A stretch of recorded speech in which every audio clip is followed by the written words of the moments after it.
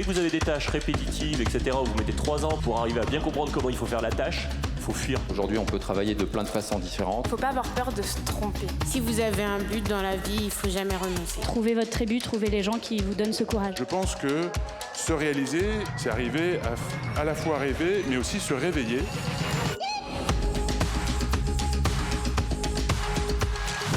Je me rends compte que tout ce que j'ai fait, mais il y a un fil rouge. Ça redonne confiance et ça permet vraiment de se dire qu'on va y arriver. Après mes études, j'ai envie de faire un tour du monde, mais sans durée limitée. Dans 10 ans, j'aimerais avoir fini mes études, avoir trouvé ma voie surtout.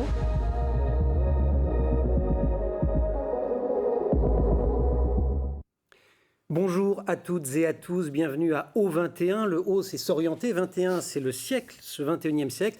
O21, c'est un cycle de conférences et d'ateliers proposés par Le Monde pour vous informer sur l'impact des grands changements actuels sur les études et sur les métiers. Alors depuis 4 ans, on explique la raison d'être de cet événement avec cette phrase, on répète toujours, ce n'est pas la première fois que le monde change, mais c'est sans doute la première fois qu'il change partout aussi vite.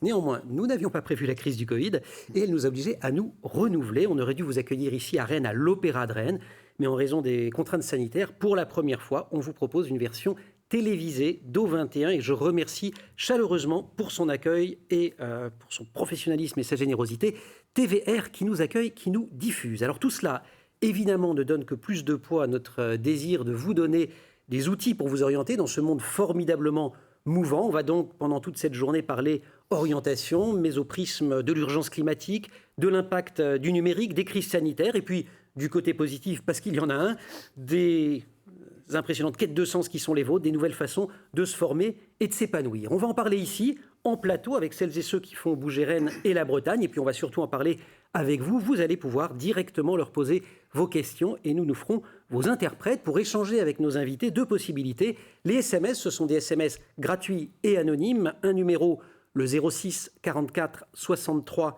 55 57. Et puis, si vous nous suivez sur le site dumonde.fr, vous pouvez directement envoyer vos questions. Les 2 journalistes, Léa Iribarné-Garay, qui prépare O21, et puis Romane Bonnemey, qui anime notre live, vont nous les transmettre. Et c'est Charlotte. Bonjour Charlotte. Bonjour Emmanuel. Alors Charlotte, est-ce qu'il faut vraiment que je vous présente à TVR ? Ils me connaissent un petit peu. Ils vous connaissent bien, les téléspectateurs. Merci en tout cas beaucoup. C'est Charlotte qui, tout à l'heure, se fera votre interprète. Apprendre à se connaître et à se faire confiance, notre premier thème. Je vous donne 3 chiffres rapidement tirés de diverses études pour introduire le débat. Premier chiffre, 65%. 65% des jeunes qui entrent à l'école primaire aujourd'hui exerceraient un métier qui n'existe pas encore.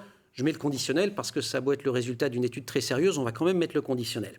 Là, en revanche, je ne mets pas de conditionnel, ce sont des études d'aujourd'hui. 1/3 des étudiants disent regretter leur choix d'orientation et 1 étudiant sur 5 envisage même de changer de voie. Alors, comment choisir une voie sans savoir exactement quelles connaissances et quelles compétences les nouveaux métiers demanderont ?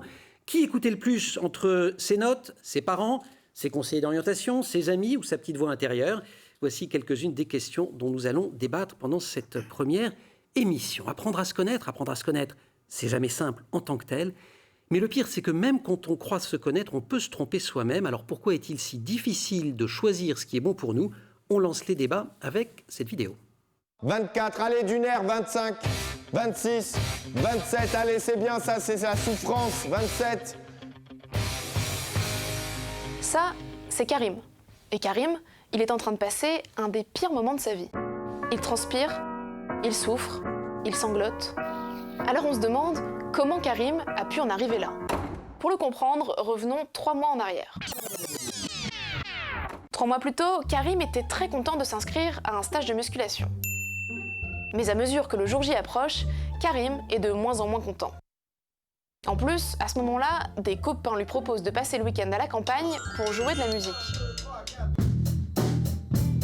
Alors, Karim hésite, car il a vraiment très envie de jouer de la musique avec ses amis. Mais bon, il a déjà payé 200 € pour ce stage de muscu, et ce serait bête de les gâcher. Alors Karim dit à ses amis « Désolé les gars, ce sera sans moi. » Et du coup, il souffre. Mais il se console en se disant qu'il n'a pas gâché 200 €. Bon, au moins, j'ai pas gâché mes 200 €. T'es sûr de toi là, Karim ? Karim commet en fait une erreur de raisonnement. Je m'explique. À la veille du week-end, il a le choix entre 1. Avoir payé 200 € et en plus passer un week-end pourri à se faire crier dessus. 12, allez, on va jusqu'à 200 comme ça, 14. Et 2. Avoir payé 200 € et passer un week-end super à jouer de la musique avec ses amis.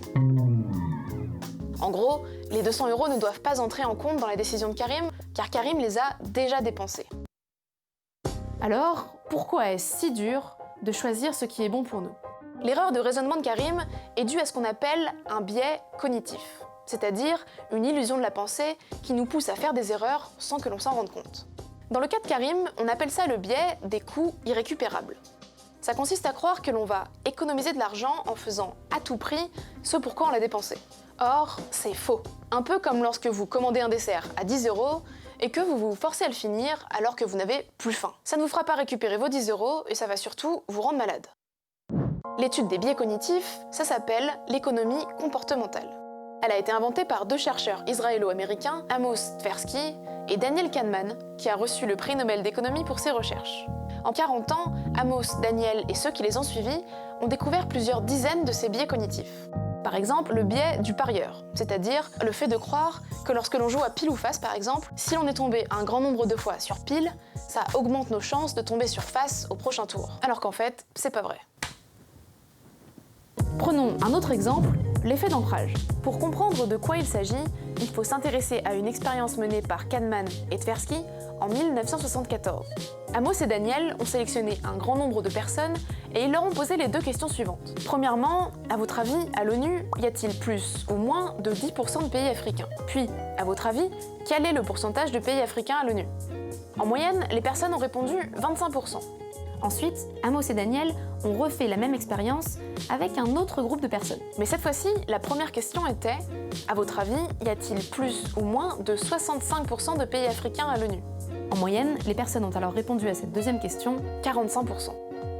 L'effet d'ancrage, c'est ça. Lorsqu'on se retrouve dans une situation d'incertitude, notre cerveau va avoir tendance à s'accrocher inconsciemment à de faux repères. C'est d'ailleurs l'un des biais cognitifs les plus utilisés par le marketing pour nous manipuler. Regardez par exemple cette offre publicitaire du magazine américain The New Yorker qui vous propose 3 options. Un abonnement papier pour 12 $, un abonnement numérique pour 12 $, ou alors les deux pour 12 $.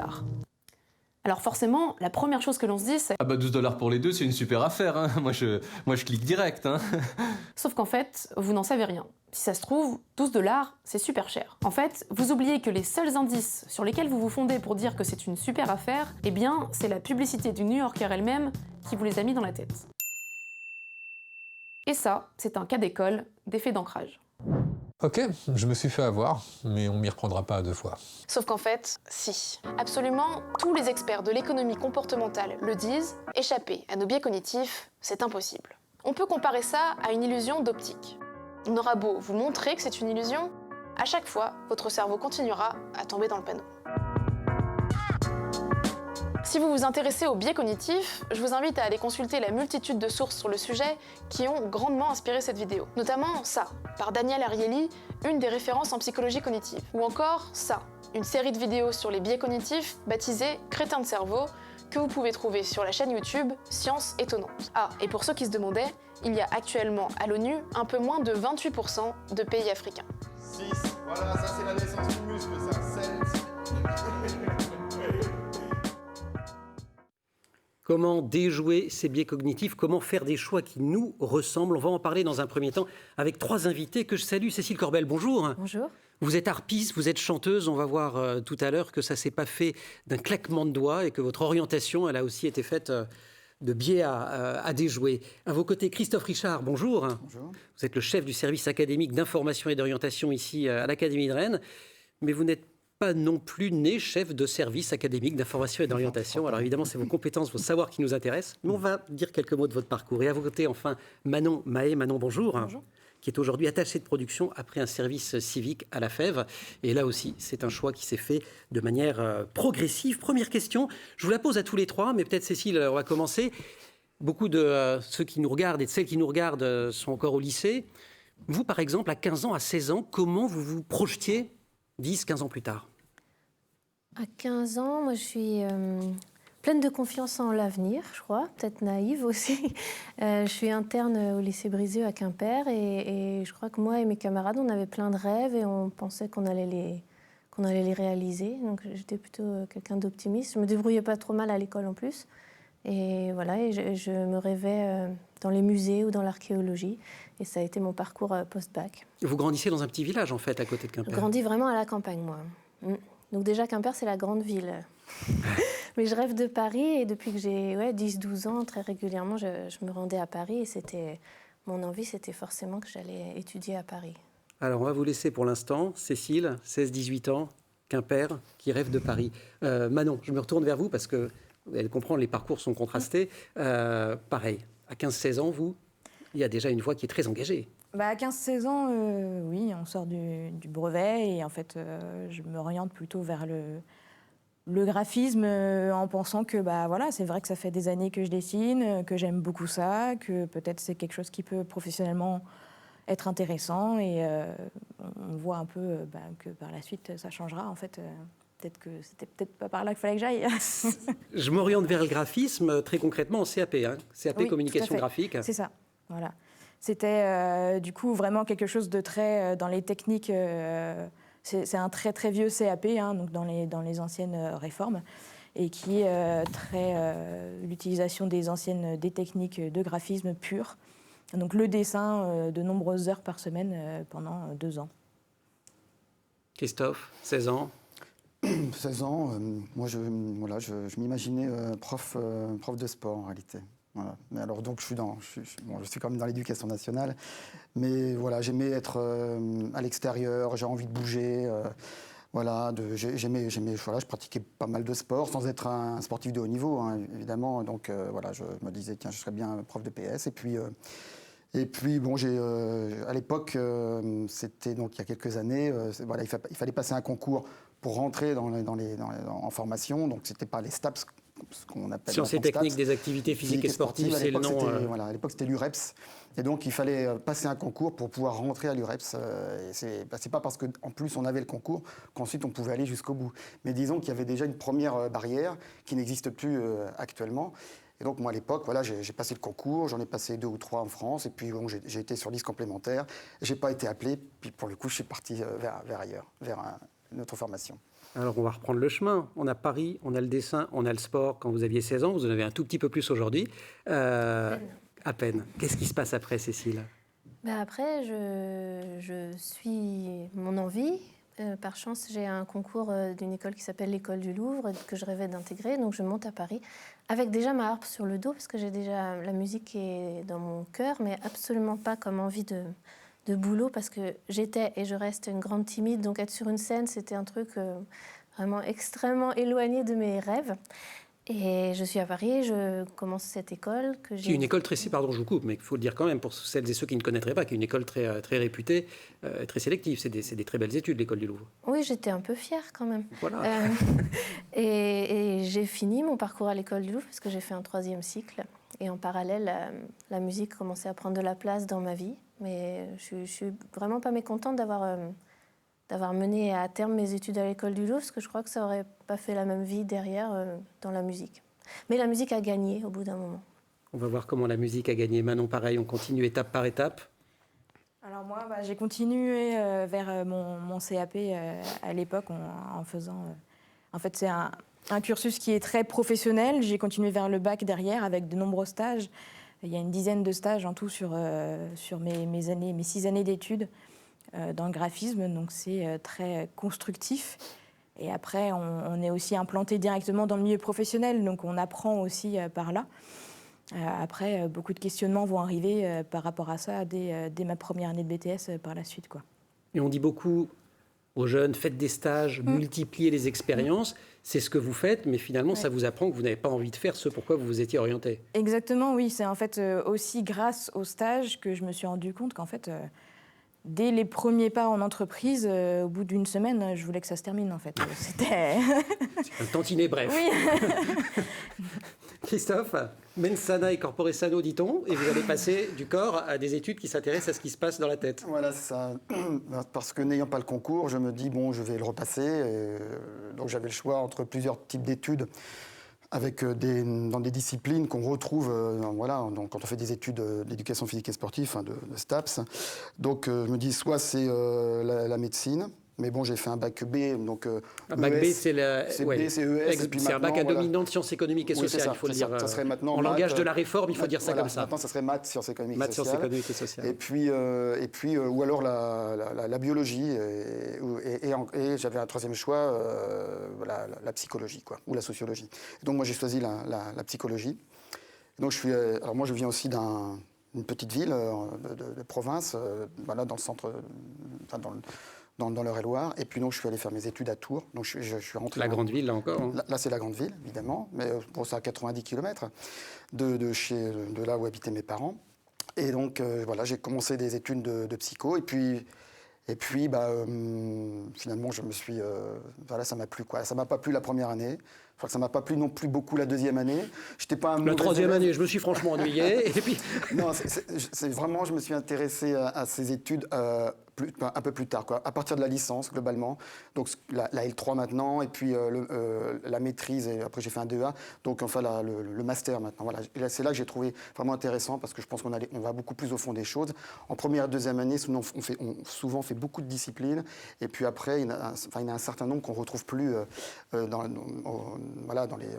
master, par exemple. On s'en est entre guillemets débarrassé. Voilà. Donc, il fallait passer cette première et cette deuxième année. Et puis c'est aussi des moments, quand on est à l'université, où on va rencontrer d'autres personnes.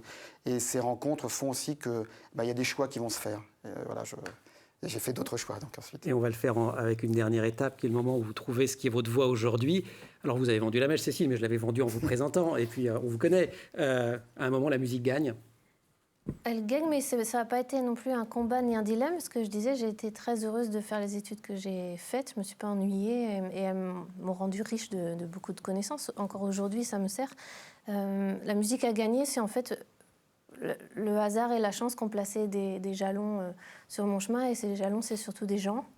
Donc des rencontres avec des musiciens. Et puis de voir que tout d'un coup, j'avais des mauvaises fréquentations. Je fréquentais les pubs bretons et irlandais de la capitale.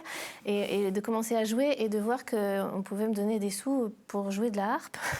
et de voir que oui, c'était possible de gagner sa vie en faisant de la musique. Ça a été une belle révélation. Mais c'est surtout des rencontres avec des gens qui ont fait que j'ai eu envie de m'engouffrer dans cette voie.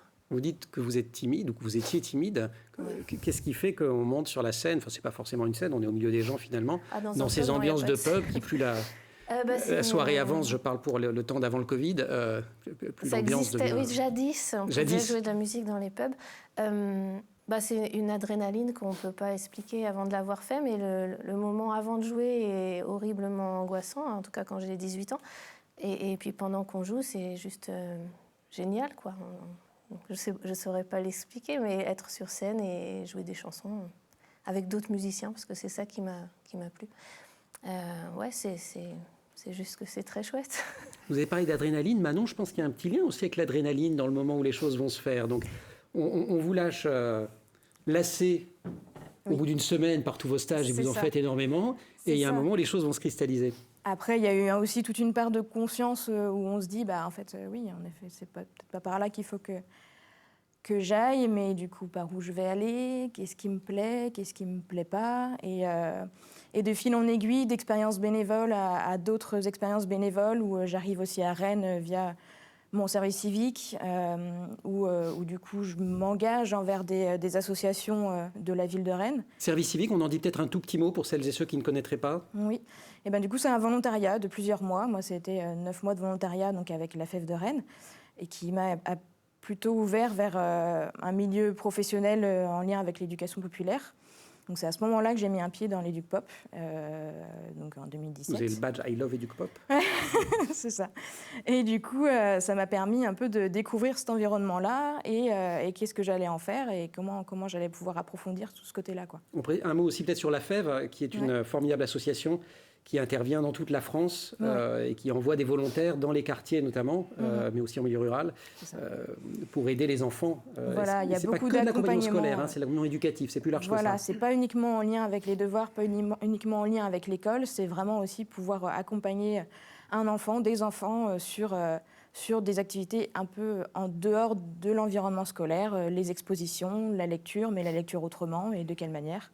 Donc en fait, c'est des étudiants qui vont pouvoir accompagner comme ça des jeunes de 6 ans à 15 ans sur une année, quoi. Donc belle expérience, et là vous Oui. trouvez votre voie, c'est l'EducPop comme vous dites, l'éducation Cet populaire. environnement-là, oui, m'intéresse. Et vous glissez par le hasard d'une rencontre. C'est ça, le hasard d'une rencontre. Après, j'ai continué sur des associations rennaises qui étaient aussi dans cet environnement-là et qui, elles, par contre, organisaient des festivals. Ça a été le début de quelque chose. Et puis, c'est surtout la première fois que je me suis engagée bénévolement dans un festival pendant 3 jours au fin fond de la Bretagne qui m'a ouvert les yeux en fait, sur le fait d'être multifonction à n'importe quel moment, de pouvoir répondre à n'importe quelle demande. Mais Ça commence quand même, parce que vous nous l'avez dit avant qu'on prépare l'émission, je vous lis, temps de pluie tous les jours, piscine debout, voiture écart embourbée. C'est sport la première expérience quand même. Ah oui, c'était quelque chose quand même, un très très gros souvenir. Et puis mes chaussures s'en sont souvenues aussi il y a très très longtemps. Mais voilà, c'est une expérience qui pour moi a été hyper importante, avec des super rencontres et puis une découverte aussi en fait. Christophe Richard, on termine il n'est pas fini. On termine ce morceau-là du parcours. Donc les études de psycho. Ensuite, je m'engage sur un doctorat. Et puis, j'étais surveillant. Alors à l'époque, c'était un job qu'on pouvait, dont on était nombreux à suivre, parce que finalement, ça nous permettait de gagner de l'argent et puis d'avoir un rythme de travail qui pouvait correspondre à nos études. Alors moi, j'ai été surveillant. Je commençais par surveillant d'externat, et puis après, j'ai été surveillant d'internat, ce qui m'a permis de suivre plus facilement mes études, donc d'avoir un salaire, parce que l'autonomie financière était pour moi aussi d'importance. Et ça fait partie des critères importants de l'orientation, la question des ressources financières. Oui, c'est ça, les ressources aussi de la famille, quoi, des parents. Donc moi, je viens pas. Mes parents avaient un peu d'argent, mais pas pour payer les études pendant 7 ou 8 ans, donc c'était pas possible. Donc j'étais surveillant, et puis au fil de discussions avec les collègues surveillants.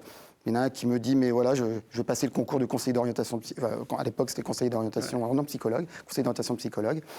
Et puis un autre me dit, je vais passer le concours de conseiller principal d'éducation, pour rentrer dans l'éducation nationale. Et puis moi je me dis, tiens, pourquoi pas, sachant que à la thèse, j'avais un sujet qui me plaisait vraiment sur la chronopsychologie, sur les rythmes de vie, mais j'étais plutôt inquiet il fallait vivre, quoi.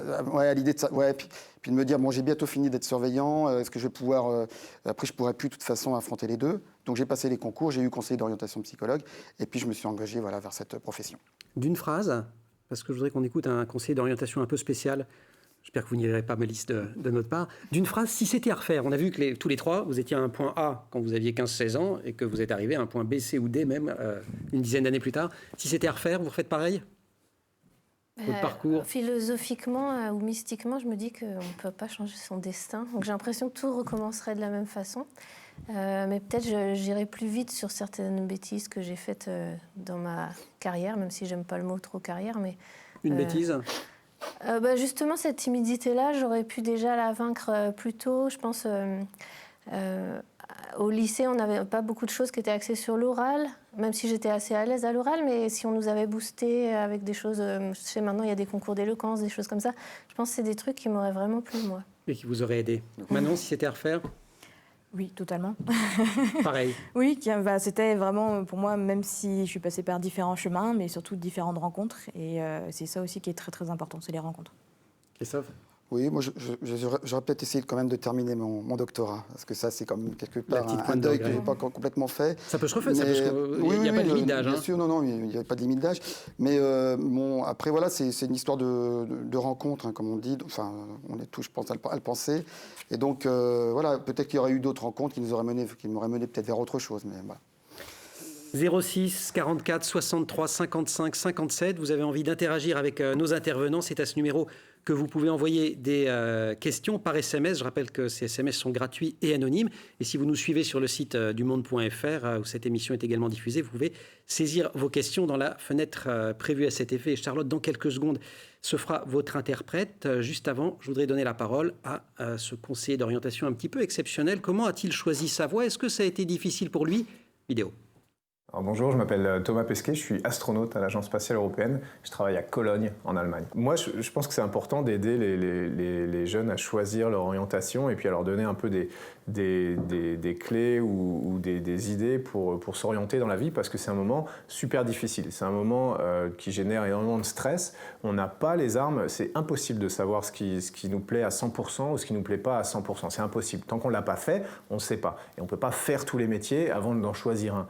Donc c'est une décision extrêmement difficile, ça se fait un peu à l'aveugle, on a l'impression qu'on n'a pas les clés, qu'on nous demande quand même de prendre une décision qui va déterminer notre vie entière. C'est un truc hyper stressant. Moi je me revois à 16 ans, à 18 ans, je ne sais pas, ça dépend de plein de choses, ça dépend des résultats que je vais avoir, ça dépend, et puis pourtant on a l'impression qu'il faut déterminer toute sa vie. Donc c'est pour ça que moi j'essaie de dire, non, attendez, on déstresse un petit peu. Il n'y a pas de parcours tout tracé. Ça, c'est important de le comprendre. Il n'y a pas... souvent, les gens voient, bon, moi, je suis ici. J'ai 20 ans, j'ai Bac+2 de quelque chose. Et puis, je voudrais aller là-bas. Et puis, j'ai aucune idée de comment y arriver, parce que tout ce chemin-là, entre les deux, il est très, très flou. Mais par contre, ce qu'on ne peut pas s'empêcher de s'imaginer, c'est qu'il y a une ligne droite qui réunit les deux et qu'il faut juste la trouver. Et que si on ne la trouve pas, eh ben c'est fini, c'est perdu pour la vie, ça y est, on est passé à côté de son rêve ou je ne sais quoi, du seul métier qui pourrait nous aller. Eh ben c'est pas vrai. Déjà, cette ligne droite, elle n'existe pas. Si on avance un peu sur ce chemin, on se rend compte qu'il y a plein de bifurcations dans plein d'endroits et puis que chaque jour, on prend des décisions qui, au final, vont nous amener quelque part. Peut-être là où on voulait aller, peut-être pas du tout, on ne sait pas, mais ça se construit en s'engageant sur le chemin. Et puis qu'en plus, cet objectif qu'on s'était donné, peut-être qu'il nous convenait, peut-être pas, peut-être qu'il y en a un autre qui nous convient aussi bien, peut-être qu'on peut être heureux dans plein d'endroits à la fois. Il faut se déstresser, il n'y a pas de ligne droite nulle part, il faut juste y aller pas à pas, année après année, et puis voir où ça nous amène en ayant quand même une petite idée de là où on veut aller.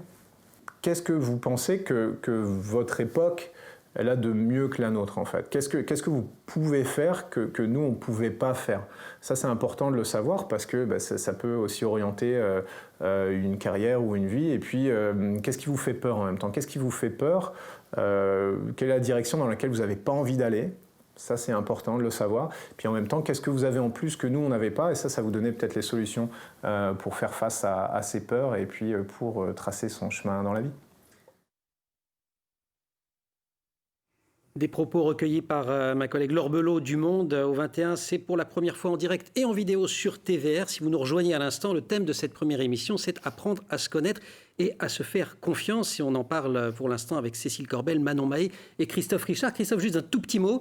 Comme conseiller d'orientation, il est pas mal, Thomas Pesquet. Vous racontez un peu le même genre de choses, non?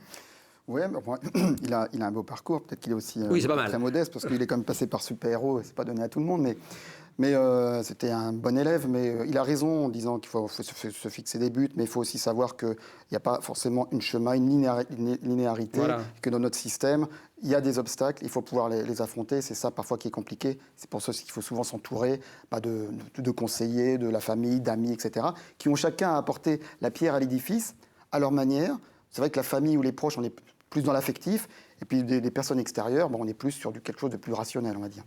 Merci beaucoup. Vos questions sur TVR, par SMS ou sur lemonde.fr. Charlotte. Donc la première question, c'est que répondre et que faire quand une ado nous dit qu'elle ne sait pas ce qu'elle aime et qu'il n'y a pas de métier pour elle? Ou une question de parents. Oui, bonjour les parents. Écoutez, je pense qu'on a peut-être été tous, nombreux dans cette situation-là. Et donc, moi, en tout cas, de mon point de vue, il faut aller interroger les gens qui nous entourent pour dire, voilà, comment tu me perçois, qu'est-ce que tu penses de moi. Ça permet d'avoir peut-être déjà quelques éléments parce que moi, je ne peux pas croire qu'on n'ait aucune idée, quoi, parce que peut-être qu'on a une idée, mais qu'on pense impossible, quoi, ou on pense inatteignable. Donc, on a peut-être quand même quelques petites idées. Et après, les choses vont se faire petit à petit. Il ne faut pas penser que tout est joué dès le départ. Je pense qu'il faut aussi aller voir des professionnels qui peuvent aussi apporter des solutions. Donc, par exemple, dans un centre d'information et d'orientation, on peut avoir aussi des professionnels qui vont nous donner quelques pistes. Et puis après, les choses vont cheminer. D'un mot, les parents, Cécile, Manon, on n'en a pas tellement parlé. Ils ont été soutenants ou... Ils m'ont laissé, depuis toujours dans mes études, une grande liberté. Je me souviens quand même au collège, au lycée, ils n'ouvraient jamais mes bulletins de notes. Je trouvais les enveloppes scellées en revenant du bahut, en me disant c'est toi, c'est ton destin. J'étais un peu vexée parce que les copains avaient des récompenses s'ils avaient bien bossé. Et moi, j'avais très bien bossé, puis j'avais pas de récompense. Mais je regrette pas qu'ils aient agi comme ça parce que j'ai toujours été maître de mon destin, même à 12-13 ans. Un peu. Ça peut paraître bizarre, mais... Tu as appris à marcher, tu as appris à lire, c'est très bien, ma fille. Continue comme ça. Non, moi très très présent, toujours très présent parce que j'avais pas mal de difficultés scolaires, même si je travaillais, c'était toujours un peu difficile. C'est aussi pour ça que je suis jamais allée en général, c'est que de base je pensais que c'était pas du tout fait pour moi. Et du coup, je ne pensais pas non plus arriver un jour à être attachée de production, mais visiblement aussi. Bah oui, Charlotte. Peut-on trouver sa voie lorsqu'on est intéressé par tout, autant par les sciences que par l'histoire ou la géopolitique? Bah ça, c'est un peu votre cas, hein, parce que vous étiez... vous aviez plein de... plein d'envie, plein de rêves quand même. J'ai fait un bac S, j'aimais beaucoup les sciences. Donc ça c'est bac scientifique. Ouais, à l'époque ça s'appelle plus comme ça, je ne sais plus. Et j'aimais beaucoup ça. Et ensuite ces études d'archéologie, d'histoire de l'art que j'aimais beaucoup. La musique qui prend la place et je sais que j'aime toujours pas mal de trucs et ça m'a toujours ennuyée de devoir choisir. Mais finalement avec le métier que j'ai, je touche à plein de choses quand même. Alors pas autant la physique, chimie, il n'y a pas trop de lien avec mon métier, mais finalement je dois savoir compter, je dois savoir faire du graphisme aussi, je dois savoir gérer des contrats. Donc je fais pas que de créer des petites mélodies sur la harpe, il y a plein d'autres aspects. Christophe Richard, un mot peut-être de la réforme du baccalauréat, puisqu'on n'arrête pas de dire « Ah oui, le bac qui s'appelait comme ci, qui s'appelle comme ça maintenant ». Il y a quand même, elle répond en partie à cette question-là, non? C'est-à-dire que la possibilité de se composer un portfolio plus varié qu'avant, mais est-ce que ce n'est pas un problème aussi? Est-ce que ça ne va pas empêcher certains jeunes de trouver leur voie en leur disant bah, « Écoute, tu peux picorer, tu peux tester, puis à la fin, à force de ne pas se fermer de porte, on n'en ouvre aucune ». Non, je pense au contraire que la réforme... Alors, bon, à ma place, je ne vais pas, si vous voulez... Non, vous n'allez pas dire du mal, on sait. Du mal. Non, mais sincèrement, en regardant peut-être aussi le parcours qu'on a soi-même fait, celui de ses enfants, parce que voilà, j'ai des enfants, et je vois que dans certaines situations, le fait de pouvoir choisir ses enseignements spécialités, parce que c'est de là dont on parle, enfin la question là, elle est très clairement sur quelqu'un qui a pris 3 enseignements spécialités, et puis après, pour les études supérieures, se dit où est-ce que je vais aller. Comme si le fait de faire un bac scientifique, comme a fait Cécile, ça menait à des études scientifiques. On sait qu'il y a beaucoup de personnes qui font un bac scientifique parce que ce sont des bons élèves. Puis globalement, après, on disait toujours ça ouvre les voies, qu'on fait ce qu'on veut derrière.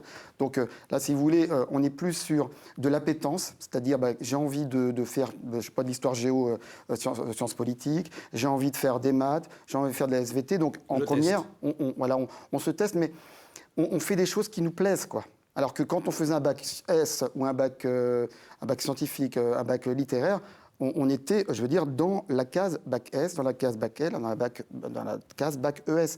Et après, et aussi la bac, je sais pas, STMG, STI 2D, etc. On était dans des cases. Alors, il n'y a pas encore de réforme je dis pas encore, il n'y a pas de réforme pour la voie technologique. C'est la voie générale, vraiment, parce que, voilà, on évite les cases. Mais cette réforme, elle est faite pour que les jeunes puissent choisir, donc des disciplines qui les intéressent, et puis ensuite rentrer dans l'enseignement supérieur et mieux réussir. Christophe Richard, merci. On va voir tout à l'heure avec un invité qui va nous rejoindre sur le plateau suivant, David Bénichou, qui est juge d'instruction, à quel point ce que vous dites sur le bac S et les études scientifiques est exact. Charlotte. Alors justement, une question pour vous, Cécile. Je suis guitariste et j'aimerais devenir musicien professionnel, mais tout le monde... Voilà, c'est ça. Tout le monde me dit que c'est précaire. Dois-je laisser tomber? C'est intéressant, ça. Le mot précaire est... Oui. En fait, moi, j'ai souvent des jeunes qui veulent devenir musiciens, qui viennent me trouver après les concerts pour des conseils et ils vont être déçus parce qu'en fait, j'aurais tendance à les décourager tous, absolument. Déjà parce que c'est pas vraiment un métier. Moi, en plus, je suis pas intermittente du spectacle par choix, mais c'est pas vraiment un métier. Ça peut s'arrêter à tout moment. Vous dites, pardon, je suis pas intermittente du spectacle? Non. Ça veut dire que vous êtes productrice vous avez monté votre société, quoi. Ouais, je suis un peu sans filet, surtout cette année. Et ça peut s'arrêter à tout moment, d'une année sur l'autre, on ne sait pas ce qui se passera. Et en fait, volontairement, moi, je les décourage le plus que je peux, parce que je me dis que s'ils ne m'écoutent pas, ils ont la première qualité pour faire ce métier, c'est qu'ils sont bien têtus et bien butés, et que peut-être cette qualité-là, elle est pas mal, parce que dans un métier d'artiste, on va pas se mentir, la société entière est toujours là pour nous décourager à beaucoup d'étapes du parcours. Donc s'il m'écoute pas, c'est peut-être qu'il peut faire carrière. Alors si vous allez demander à Cécile Corbel des conseils, ou si quelqu'un vous dit surtout n'y va pas, vous vous dites c'est peut-être un copain de Cécile, ils ont une technique d'orientation un peu particulière, ils essayent de me décourager, mais c'est pas vrai. Et au fond, il y a beaucoup de bienveillance derrière. Charlotte. Alors, est-ce qu'on est obligé de partir loin de chez soi pour réussir? Manon. Je pense pas. Je pense qu'on va là où les choses nous intéressent, en fait. C'est pas une question de distance. Après, évidemment, des fois, c'est plus difficile pour certaines personnes. Mais s'il y a tel environnement qui nous intéresse et qui n'est pas forcément à côté de chez nous, ou même au contraire que c'est à côté de chez nous, en fait, allons-y juste parce que ça nous intéresse, et c'est le plus important, en fait, je pense. Moi, je crois qu'il ne faut pas avoir peur de partir. Alors, c'est peut-être compliqué à 16 ans. Mais je pense que voilà, quand on a soit des études qui sont à proximité, et c'est ça qui nous intéresse, et ben on reste à proximité. Mais il faut se dire qu'à un moment ou à un autre, on sera amené à bouger. Alors c'est vrai que la Bretagne, c'est vraiment dans l'Ouest, quoi. Et puis voilà, c'est un peu, voilà, c'est une partie de la France, mais il faut pas. C'est vrai que quand on est à Quimper ou à Brest, on peut tout à fait aller faire ses études à Strasbourg ou à Lyon, parce que voilà, les études qui nous intéressent sont là-bas. Tout n'est pas en Bretagne. Ce que je peux vous dire, c'est qu'en Bretagne, il y a quand même une offre de formation qui est conséquente. Il y a tout. Vraiment. Il y a absolument tout. Ouais. Cécile, qu'est-ce qu'il y avait derrière votre rêve parisien, le rêve parisien de l'adolescente Il y avait quimpéroise, c'était quoi derrière cette idée que tout allait être possible. On dit le rêve américain, moi c'était le rêve parisien. Il y avait tout d'un coup des portes qui s'ouvriraient. J'aurais été au cœur de la capitale, et pour cause, dans cette école du Louvre qui trône au cœur de Paris. Et puis pour moi, le fait d'aller ailleurs, c'est pas seulement la France, ce serait vraiment aussi d'aller voir dans un vrai ailleurs. Et en plus, les Bretons, on a quand même un peu du sang de marin. Un petit tropisme voyageur quand même. Oui, je pense que c'est important à 16, 17, 18 ans d'aller voir chez les amis européens, voire même plus loin, pour savoir ce qu'on quitte et savoir ce qu'on retrouvera si on revient en France. Enfin, ça ouvre forcément sur d'autres possibilités aussi. Charlotte. Et comment faire si nous n'aimons pas les études que nous entreprenons? C'est triste. Oui, là, il faut en parler avec des professionnels qui sont autour de la personne qui pose la question, parce que il y a toujours une réversibilité possible. C'est pas parce qu'on s'engage dans les études qu'on est obligé d'y rester, quoi. De toute façon, même si on va jusqu'au bout, parce qu'on peut aller jusqu'au bout. Et il y a aussi un certain nombre de jeunes qui vont jusqu'au bout de leurs études et puis qui derrière ne font pas du tout un métier qui correspond aux études qu'ils ont faites. Voilà. Donc, je veux dire, soit on arrête avant, soit on va jusqu'au bout, puis finalement après on fait autre chose, soit on s'arrête avant et puis on entreprend. Mais dans ce cas-là, il faut aussi avoir une réflexion sur ça me plaît pas, mais qu'est-ce qui me plaît et où est-ce que je dois aller, quoi. Merci beaucoup, Charlotte. On se retrouve dans quelques instants avec la suite des questions. Manon, vous allez céder la place dans quelques minutes à David Bénichou qui va venir là. Mais juste avant de passer le relais, en une phrase, quel conseil vous auriez envie de donner aux jeunes qui regardent, peut-être aux parents? Apparemment, il y en a un ou deux qui sont glissés dans la salle virtuelle que nous avons recréée dans cette émission. De prendre du temps pour réfléchir aussi, du temps pour expérimenter. Et parce que il faut pas trop se mettre la pression aussi sur des attentes, sur comment on se voit dans tant d'années, qu'est-ce qui pourrait plus nous intéresser dans tant d'années, alors qu'on ne sait même pas aujourd'hui ce qu'on a envie de faire. Mais voilà, vraiment prendre son temps et puis profiter des rencontres qu'il peut y avoir sur notre chemin, des choses qu'on peut tester, des choses qu'on peut croiser, et voilà, tout simplement. Merci beaucoup, Manon. Apprendre à se connaître et à se faire confiance, c'est le thème de cette émission. Est-ce que c'est si grave de ne pas arriver à trouver une idée d'études ou de métier quand on est jeune? La question a été posée, Charlotte. À qui se fier pour trouver sa voie? Eh bien, cette question, on l'a posée à la sociologue Cécile Van de Velde, qui est chercheuse à l'École des hautes études en sciences sociales. Vous allez voir, on l'a interrogée, elle était à Montréal au moment où on l'a interrogée. Donc, c'est une interview distancielle. On l'écoute avec cette vidéo. À qui se fier pour trouver sa voie dans ce monde complexe? Je dirais de plus en plus à soi et au temps long des vies aussi. Ce qui se passe, c'est que les sphères d'influence n'ont pas tellement changé en tant que telles. On voit que les parents ont toujours été d'une influence assez majeure sur le destin des enfants, mais ça change de forme. Et ce qui est difficile aujourd'hui, c'est que les jeunes sont placés avec ce discours que les parents portent aussi. Vas-y, choisis ta voie, sois toi-même. Et il y a presque le vertige du choix. Et ce vertige du choix, moi, ce que je sens chez ces jeunes, c'est aussi parfois de la grande solitude. Alors qu'il y a il y a aussi les pairs, il y a des nouveaux outils d'information par Internet, et donc c'est pas à la limite l'information qui manque, c'est pas à la limite les pairs ni les conseils qui manquent. Je dirais que ce qui manque, c'est presque du temps pour soi, du temps pour faire le point, et on donne très peu de temps. Pas plus tard que la semaine dernière, j'étais en entrevue avec une jeune Montréalaise justement qui me disait « Moi j'ai trop de choix, je n'y arrive plus ». Le choix peut être anxiogène, il peut être source de liberté, il peut être source d'euphorie chez ceux qui ont les moyens de construire un projet ou qui ont justement réussi à construire ce projet. Il peut être source d'angoisse, de vertige, voire de solitude, même chez des gens très entourés, avec des parents qui conseillent, avec des amis qui cherchent aussi leur voie, avec des tâtonnements possibles sur Internet, de trouver des informations. Et ce choix est très angoissant. Pour moi, s'orienter, c'est beaucoup refuser, c'est beaucoup négocier. On croit qu'il y a un mythe de l'orientation qui serait celui justement de la révélation, que par adhésion, on trouverait forcément à 14, 16, 18 ans, la révélation qui serait le chemin d'une vie. Ça arrive, parfois il y a des rencontres, il y a des déclics, il y a des choses, mais le plus souvent c'est par tâtonnement, le plus souvent c'est par refus successif. Donc de prendre le temps et justement de lever le voile de l'urgence. Il n'y a pas d'urgence. L'urgence est un mythe social qu'on crée aujourd'hui et qui va accentuer l'angoisse des jeunes et surtout de leurs parents, donc qui va accentuer la pression au choix, alors qu'en réalité, une vie aujourd'hui et des choix de vie se construisent par tâtonnement, et donc de ne pas avoir peur de refuser, de négocier. Oser refuser le projet parental, oser refuser certaines pressions sociales à l'autoroute pour parfois prendre des chemins de traverse et aller avec à la fois audace et patience. L'audace se nourrit de patience, la patience nécessite l'audace, et justement de oser ce chemin du tâtonnement, de ne pas en avoir peur. Vous avez une idée d'orientation, vous ne savez pas encore comment la réaliser, vous vous posez des questions sur les options à choisir, avec notamment la réforme du baccalauréat, vous n'avez toujours pas d'idée, vous avez besoin d'accompagnement, vous avez peur de ne pas être à la hauteur pour une raison ou pour une autre, et bien les intervenants de cette émission devraient pouvoir vous aider. Toujours le 06 44 63 55 57 pour vos questions, ce sont des SMS gratuits et anonyme, mais si vous avez quand même envie de nous dire qui vous êtes, évidemment, n'hésitez pas. L'anonymat est une liberté qu'on vous offre, c'est pas une obligation. On retrouve Cécile Corbel, harpiste et chanteuse, à ses côtés Christophe Richard, chef du service académique d'information et d'orientation ici à l'Académie de Rennes. Et puis, nous a rejoint David Bénichou, qui, juste en s'installant sur le plateau, me dit « C'est cool, pour une fois, c'est pas moi qui pose les questions. D'habitude, c'est ce que vous faites dans la vie, puisque vous êtes... » Juge d'instruction. Voilà, juge d'instruction. On va refaire le parcours. Alors, les 3 étapes qu'on a faites avec nos différents intervenants du premier plateau, on va les faire d'un bloc avec vous pour faire connaissance.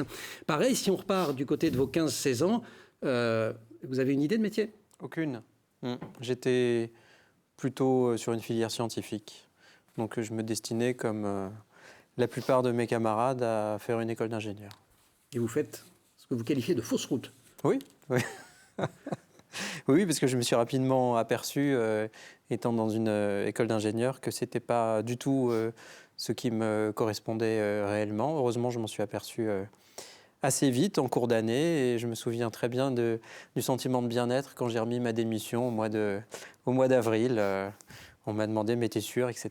Et j'ai dit oui. Surtout que c'est une belle école, c'est l'Université technologique de Compiègne. Qui est une école formidable. Très belle à Rennes. Peut-être qu'à Rennes, ça se serait passé différemment, d'ailleurs. Alors en fait... Je tiens à dire que l'UTC est vraiment une école formidable, et c'est justement une école d'ingénieurs qui met l'accent sur tous les enseignements annexes, la culture générale, la philosophie. Et donc là, je me suis ouvert à plein de disciplines qui m'ont fortement intéressé, plus que les pures disciplines scientifiques. Voilà, vous vous passionnez notamment pour la philosophie, avec un philosophe dont on a parlé récemment...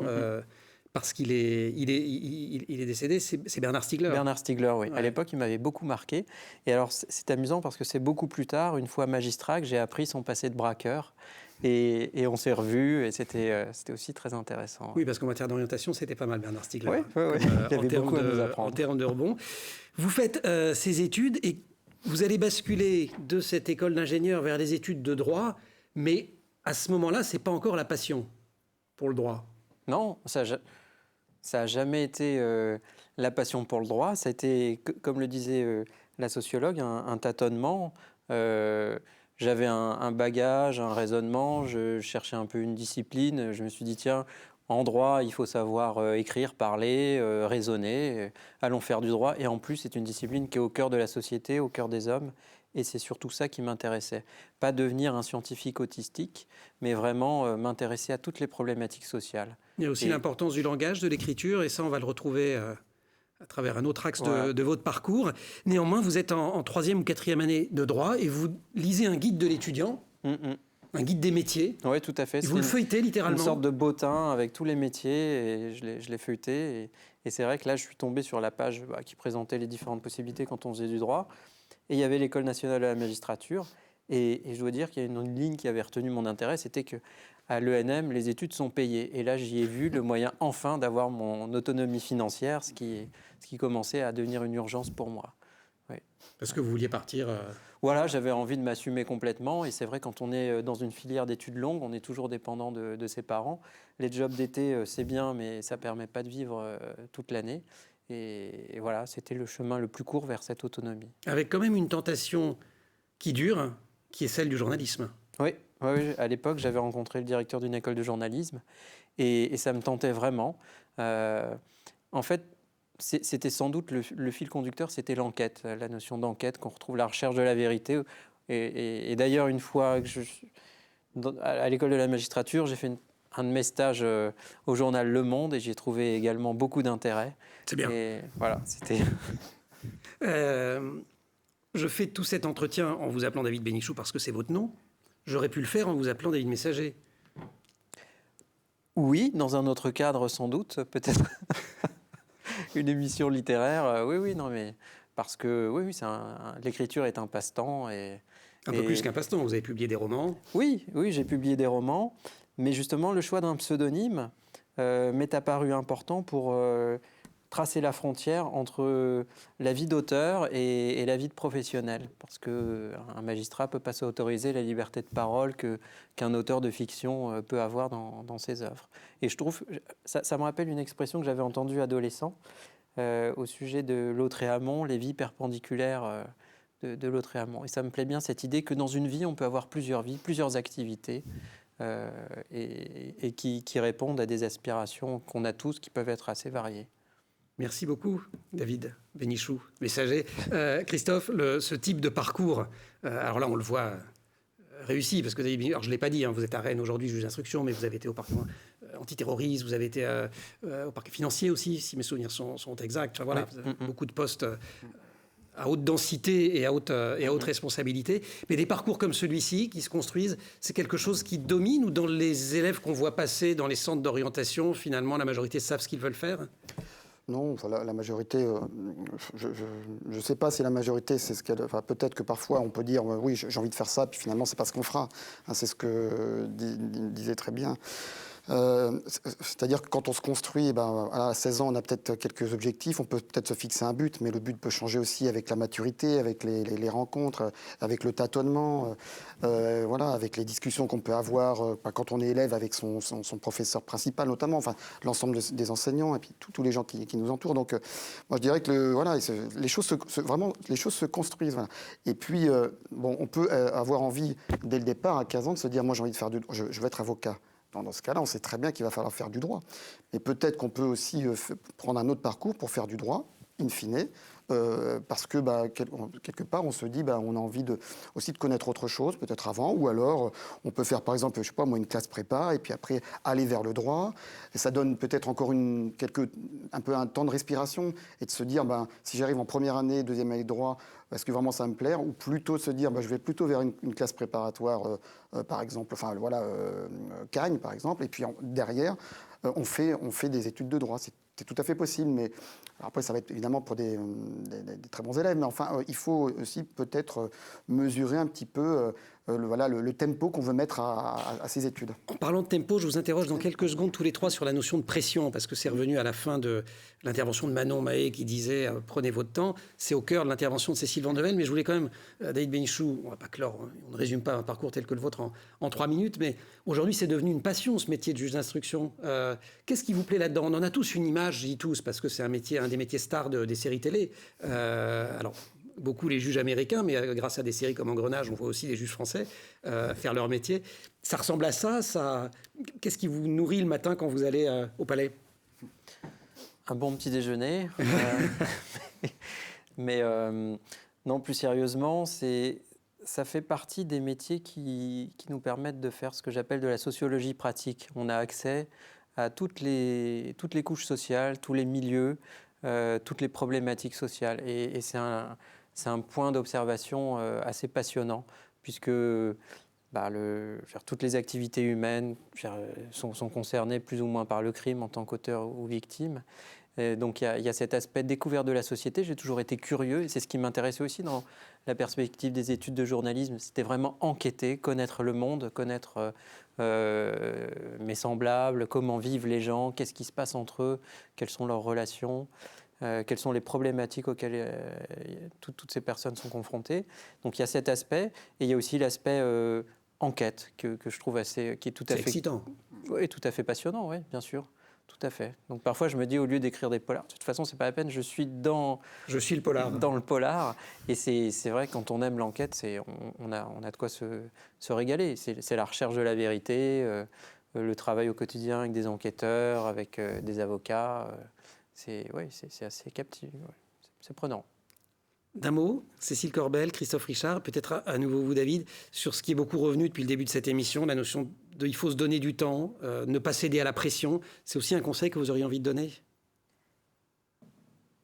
Il y a aussi une réalité, je pense qu'on est étudiant et qui est bêtement matériel d'avoir assez de sous pour vivre. Donc moi j'avais quand même ce pragmatisme pendant toute mes études. C'est là que la musique aussi a commencé à faire en sorte que je ne mangeais pas des pâtes tous les soirs, étudiant. Donc il y a, oui, ne pas se mettre de la pression, mais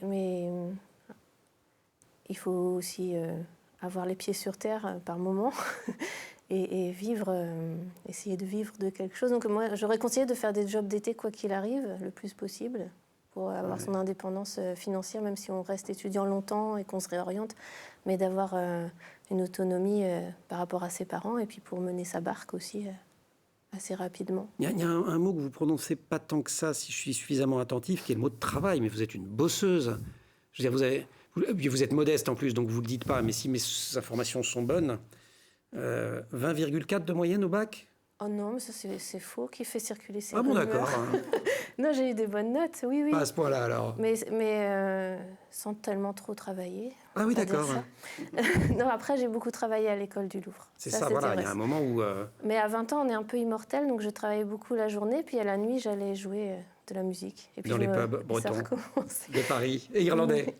Mais oui, mais j'ai jamais trop eu l'impression de travailler avec mon métier, même s'il y a des moments vraiment durs et nuls et casse-pieds. Mais en fait, c'est tellement pas un métier. Et ça rejoint un peu ce que disait M. Benichou, c'est qu'on rencontre tellement toutes les classes de la société. On n'appartient à aucune classe sociale, finalement, quand on est musicien. Parce moi, j'ai joué dans des palaces et puis dans des clubs un peu miteux. Un jour, on est là, un jour, on est ailleurs. Et on rencontre le monde entier, au sens vraiment...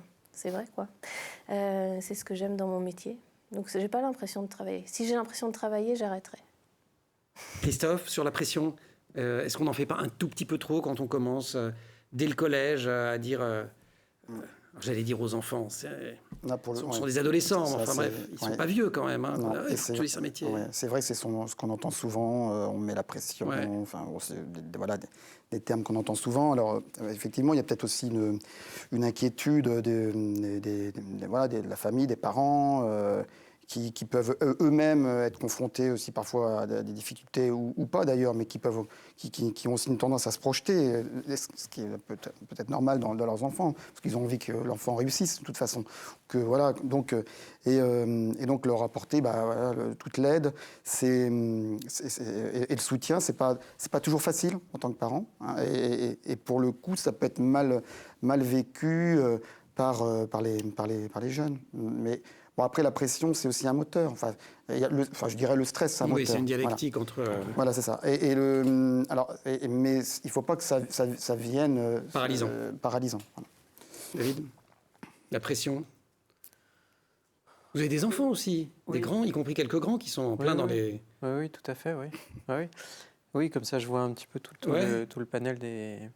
oui, la pression, effectivement, c'est ça. C'est à la fois un stimulant et en même temps, il ne faut pas que ça devienne une obsession. Parce que maintenant, en tant que parent, on a l'impression que les enfants, dès le départ, il faut les mettre sur des rails. Et puis, il y a des voies toutes tracées. Enfin, la vie est heureusement plus riche que ça. Mais c'est toujours des modèles qui sont parfois assez contraignants et présents. Au 21, c'est pour la première fois en direct et en vidéo sur TVR. Si vous nous rejoignez à l'instant, le thème de cette émission, c'est apprendre à se connaître et à se faire confiance. Charlotte, pour les questions, dans quelques instants, je vais vous repasser la parole pour les questions que vous posez par SMS ou sur le site dumonde.fr. Mais juste avant de vous retrouver en plateau, je vous propose un nouveau regard venu d'ailleurs sur ces questions d'orientation. Et ce regard, c'est celui d'un immense champion qui est bien connu ici à Rennes, dont il est originaire, même si depuis, Cécile le disait, les Bretons ont tendance à regarder du côté de la mer. Lui, il regarde vraiment du côté de la mer. Vidéo.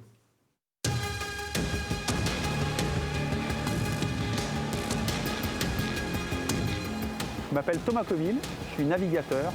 Je ne pourrais pas être avec vous au 21. J'ai un bon alibi, je pars au Tour du Monde pour battre le trophée Jules Verne. Le Tour du Monde à la voile en moins de 40 jours.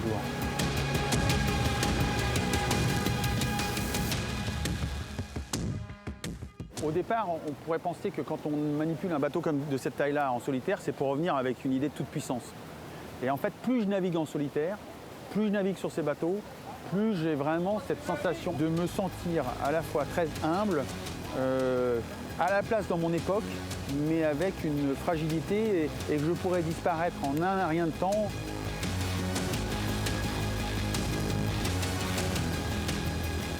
Vous avez en face de vous l'athlète ou le marin qui a le plus échoué. Je suis celui qui s'est le plus gaufré, le plus raté. Et par contre, là où j'ai une chance inouïe, c'est que j'ai eu des gens bienveillants qui, ont accepté de me faire confiance et de me laisser grandir. Et dès petit, j'étais tout le temps en retard. J'étais tout le temps... et pour autant, être en retard, prendre du temps, comme on dit, s'ennuyer, c'est peut-être ce qui, aujourd'hui, est ma plus grande force.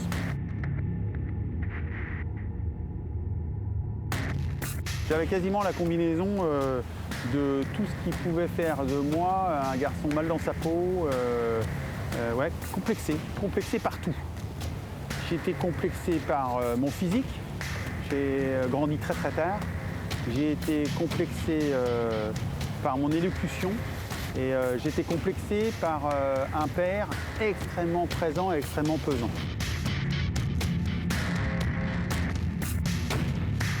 Je ne pense pas qu'aujourd'hui, il faille souhaiter avoir mal pour que ça soit bien.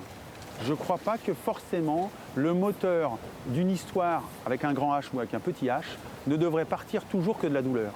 Je ne pense pas que la nouvelle génération qui nous écoute, qui nous regarde, ils nous disent mais on peut très bien aussi grandir, s'épanouir et avoir un regard qui serait du coup collaboratif, mais sans que ça soit forcément difficile, dur et dans l'adversité.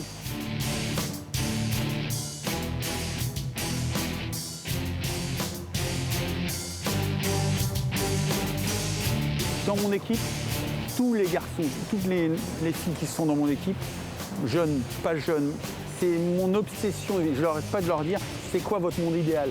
Comment on peut faire pour que ce projet serve le plus possible votre monde idéal? Je n'ai jamais souffert de solitude en mer et j'en souffre énormément à terre de ne pas pouvoir reproduire ce monde que je vis en mer. Sur l'eau, en fait, mon monde se simplifie. J'ai envie de laisser quelque chose. J'ai envie de transmettre quelque chose. je suis bien obligé d'accepter mes fragilités et d'accepter de dire à mes enfants ou à la génération qui vient, offrez-vous la possibilité de faire comme vous pouvez. Les parents sont souvent cette espèce de poids de vouloir à la fois vous projeter et vous projeter avec une envergure qui n'est pas la vôtre et qui n'est pas votre manteau ou qui n'est pas votre veste. Et finalement, on finit par rentrer là-dedans et à s'auto-mutiler de cette pression ou de cet enjeu qu'on voudrait mettre.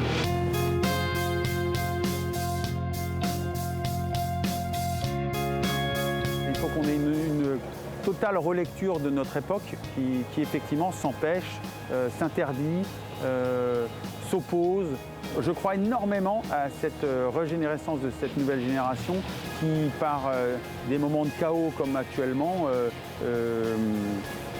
ressortent des choses bien plus profondes et bien plus constructives.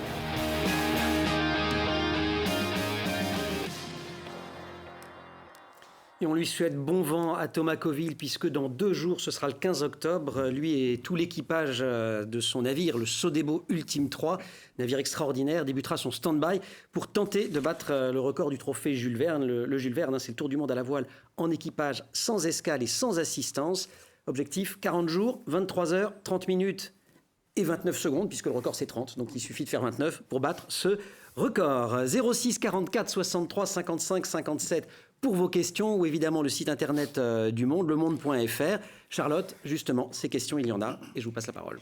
On nous demande déjà par SMS si Thomas Pesquet prend des stagiaires dans l'espace. Bon, je ne suis pas sûre que On ce soit transmettra par possible. anticipation à Thomas Coville pour savoir s'il les prend sur la verre. Alors une question pour vous, Christophe, de la part de Lubin. Il demande qui vous a orienté pour devenir conseiller d'orientation. C'est ce que je disais au départ. Dans mon propos, c'est que c'est en discutant avec des collègues qui étaient surveillants comme moi à l'époque dans le lycée où j'exerçais. Et donc, je savais que ça existait.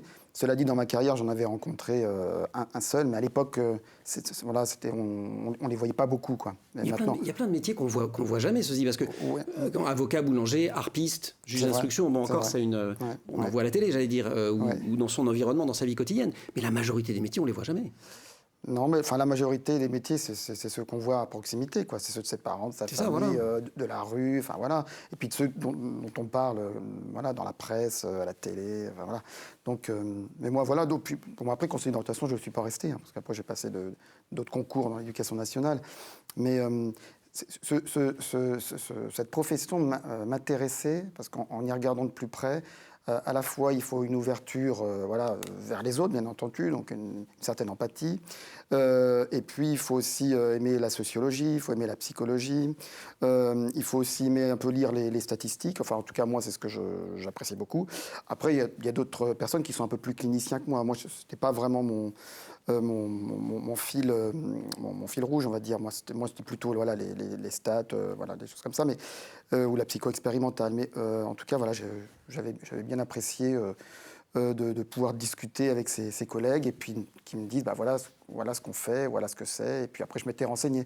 Donc c'est ce qu'on disait tout à l'heure. Il faut aussi aller dans les revues, il faut aller sur les sites pour se renseigner. L'information, elle est autour de nous, l'information. Et puis regarder au 21, bien entendu. Alors sur le live, on a Hervé qui nous demande « Je constate que vous ne parlez que des bons élèves. Que se passe-t-il pour tous les autres ?» Ah non. Non. On n'a pas parlé que des bons élèves, d'ailleurs. Je crois que Manon ne se définissait pas comme une bonne élève. Ce que je trouvais très intéressant, dans le témoignage de Manon d'ailleurs, qui va en CAP, c'est qu'elle n'a pas dit « j'ai été orientée ». Elle l'a vécu en tout cas, elle le raconte comme une expérience positive. Mais c'est vrai qu'il y a énormément d'élèves qui le vivent différemment. Elle a dit « je ne pouvais pas aller dans le général ». Exactement. C'est ce qu'on entend souvent d'ailleurs. Mais je dirais que...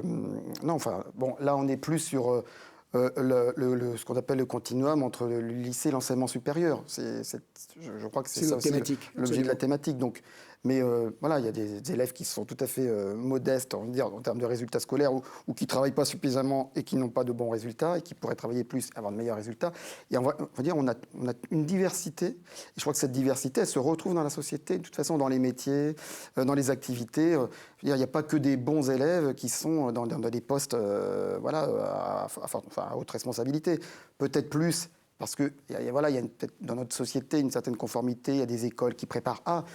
mais pas que, quoi. Donc il faut aussi... Non, la place, il n'y a pas de place réservée, voilà, tout est ouvert. David Bénichou, dans votre cabinet de juge d'instruction, on voit passer plutôt des bons, plutôt des mauvais élèves, côté suspect, j'entends. On voit passer de tout type de personnes. Les bonnes études ne prémunissent pas contre la commission d'actes délictueux. Non, effectivement. Peut-être Charlotte. différent. Alors, une question de la part de Chloé. Combien gagnez-vous aujourd'hui? En êtes-vous satisfait? Et c'était important pour vous de gagner votre vie correctement? Cash. C'est moi qui dois répondre, donc j'ai l'impression. Aujourd'hui, en 2020, moi, je ne sais pas trop si je vais gagner des sous. C'est pas le fisc, hein, donc vous pouvez donner des... Oui. Moi, j'ai eu tous les styles de vie. J'ai vécu hyper modestement à mes débuts. Ça s'appelait pas la misère, mais ça ressemblait à la bohème, on va dire. Et j'ai aimé ça parce que j'avais 20 ans. Et après, j'ai eu la chance d'avoir quand même du succès, d'être à l'abri maintenant, d'avoir un toit à peu près de façon certaine, d'avoir... toujours certitude que je pourrais payer mes factures, mais ce que je dis là, c'est peut-être pas vrai pour dans 10 ans. Et j'aime bien aussi cette notion-là que je suis un peu sur un fil, que rien n'est acquis dans mon métier. Donc dans 10 ans, peut-être je serai à nouveau dans la bohème la plus totale. Christophe Richard, David Bénichou, vous, c'est les grilles de rémunération de la fonction publique. Elles sont publiques. Donc, elles sont publiques. Donc, quand on commence sa carrière, moi, je l'ai commencé à l'époque, alors c'était en francs. Hein, donc ceux qui nous écoutent n'ont pas pu certainement connaître. Ils vont faire x6,55. Voilà, mais à l'époque, moi, on commençait avec le SMIC, donc ce qui correspond environ à entre 1100 et 1300 euros. Quoi. Maintenant, à l'époque, c'était... même surveillant, c'était beaucoup moins. Je gagnais 2500 francs, donc ça ferait quoi 400 euros, quoi. C'était ça à l'époque. Mais bon, le coût de la vie était peut-être un peu... Bon, après, voilà, j'ai multiplié. Là, je suis entre 3005 et 4000 euros, quoi, par mois. Magistrat, un élève magistrat, alors j'ai des vagues souvenirs, c'est dans les 1200 euros par mois. Et au bout de 20 ans de carrière, on peut atteindre le maximum du premier grade qui est dans les 6 000 euros environ. Et après, il y a la hors hiérarchie, comme tous les corps d'administration publique. Mais il n'est pas garanti d'être nommé hors hiérarchie. Voilà, d'y accéder. Ça peut grimper avec des primes pour certains rares postes jusqu'à 10 000 euros. Mais ça se compte sur les doigts d'une main pour toute la France. D'ailleurs, c'est pareil dans l'éducation nationale. Je crois quand on est recteur, ou il va venir tout à l'heure, le recteur, on pourra lui demander. Monsieur le recteur, combien gagnez-vous? Non, il y a des grilles. Mais avec effectivement le maximum de primes, etc., on arrive dans ces sommes-là. Mais avec la sécurité de l'emploi. Oui, c'est un avantage. D'ailleurs, monsieur Bénichou, être uniquement auteur de romans, vous aurait-il suffi à être financièrement indépendant? Pas du tout. Malheureusement. En même temps, ça m'est arrivé de passer de longues périodes à écrire, et là, je me suis dit, c'est vraiment beaucoup trop dur, je préfère travailler. Alors, vous parlez beaucoup des métiers hautement placés. On a Marina qui nous demande par SMS, qu'en est-il des exemples des personnes du bâtiment, par exemple? Des personnes du bâtiment qui... Est-ce qu'il y a du travail dans le bâtiment? Du travail, oui. Ah, du travail, évidemment, surtout, il n'y a pas de souci de ce côté-là, bien sûr, à tous les niveaux. Les premiers corps de métier, donc avec un CAP, un bac pro, un BTS, un DUT, passer par une licence ou les écoles d'ingénieurs dans le bâtiment ou dans les travaux publics. Non, c'est un secteur qui recrute, il n'y a pas de souci de ce côté-là. Oui. Et est-ce qu'il y a un secteur qui s'est ouvert aux filles, je crois? Oui. Lentement, mais... Oui, lentement, très très lentement. Mais trop lentement. Peut-être plus du côté, peut-être des bureaux d'études, et puis pour peut-être les niveaux post-troisième, CAP, bac pro, peut-être plus dans le domaine de la finition, quoi, la peinture, etc., où on a plus de filles. Mais dans la maçonnerie, il y en a encore très peu. Ça reste très masculin. Comme dans les métiers de l'électronique ou de l'informatique, où là, on sait qu'on a peu de filles. Et pourtant, pour le coup, il y a aussi beaucoup d'emplois dans le domaine du numérique. Et ça serait vraiment aussi intéressant d'y voir beaucoup plus de filles. Et notamment sur l'informatique, j'envoie le message. Hein. Toute la profession de l'informatique, les écoles d'informatique, depuis des années, disent aux filles, venez. Il y a du boulot. Et comme les filles ont un bon niveau, notamment en sciences, souvent, etc., mais même, elles y réussissent. Donc vraiment, là, il y a un boulevard qui s'ouvre. Justement, on a Gwen qui dit « Je suis en terminale et j'aimerais travailler le plus rapidement possible. Quel type d'études me conseillerez-vous »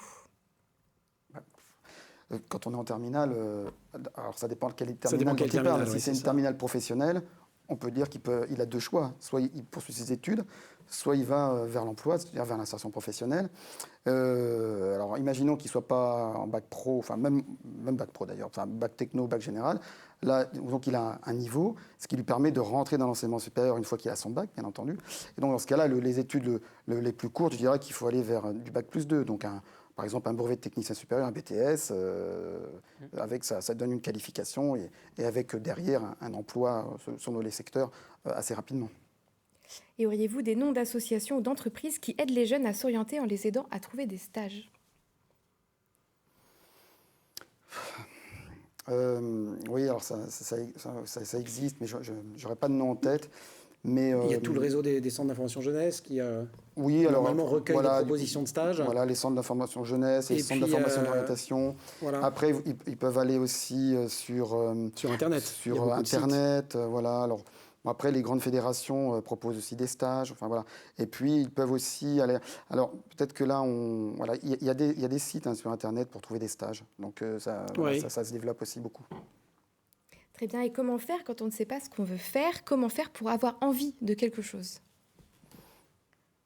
Je dirais qu'il faut expérimenter, essayer le plus de choses possible. Mais comment on fait le premier pas? Parce qu'expérimenter, j'entends la réponse, mais j'expérimente tout, j'expérimente quoi? Moi, à l'époque, c'était les jobs d'étudiants. J'ai fait vraiment toutes sortes de jobs d'étudiants. C'était très intéressant. Et d'ailleurs, ça, c'était un point positif de l'Université de technologie de Compiègne, c'est qu'on commençait par un stage ouvrier. Donc, on allait sur une chaîne de production. Moi, je me suis retrouvé la nuit à faire de la fonderie. Enfin, voilà, c'était... J'ai vendu des matelas dans le nord de la France. Enfin, c'est très intéressant d'essayer plein de métiers. Ça permet de savoir ce qu'on aimerait faire, de découvrir des tas de façons de vivre. Donc oui, s'il y a une incitation à faire, c'est... Voilà. Un jour, j'étais au marché aux puces. Je suis devenu vendeur au marché aux puces à Saint-Ouen. Ça a été mon job pendant quelques mois. Il y avait une boutique de surplus militaire. Je vendais des pistolets à grenaille, des réveils, enfin toutes sortes de bric-à-brac. Ouais, c'était très intéressant. Ouais. Excellent. Alors Cécile? Moi, j'ai fait beaucoup de jobs d'été aussi. Oui, c'est ce que vous disiez. Lesquels, par exemple? Alors, c'était un peu en lien avec ce que j'aimais. Par chance, en Bretagne, il y en a plein de vieilles pierres. Donc, je guidais les gens l'été dans des sites... historique ou archéologique, donc c'était plutôt intéressant. Mais j'ai fait aussi un peu serveuse, j'étais nulle d'ailleurs. Mais voilà, pour avoir mon indépendance financière le plus vite possible. Alors, une question reçue par SMS. Pensez-vous qu'il y a une limite d'âge pour se réorienter? Non. Moi, je vais me réorienter, je pense. Un jour, ouais. Très bien. Alors, avez-vous des... Donc ça, je l'ai déjà posé, celle-ci. Quelles rencontres sont proposées aux jeunes au sein de leurs établissements pour mener la réflexion autour des stages, autour de l'orientation, justement? Dans les établissements, il y a plusieurs possibilités qui sont souvent organisées. Je dirais dans les collèges, dans les lycées également. Donc, il y a souvent des forums. Donc, dans les collèges, c'est un peu un classique, forum métier, forum formation. Donc, on peut rencontrer des professionnels. Parfois, les chefs d'établissement qui organisent ça, donc avec le corps enseignant, demandent aux parents, dans toute la diversité des professions qu'il y a, qui peuvent être représentées, donc de participer à cet événement. Après, on a des forums qui peuvent être également organisés dans les lycées. Après, il y a les salons du lycéen, les salons d'étudiants, enfin, qu'on retrouve à peu près partout en France.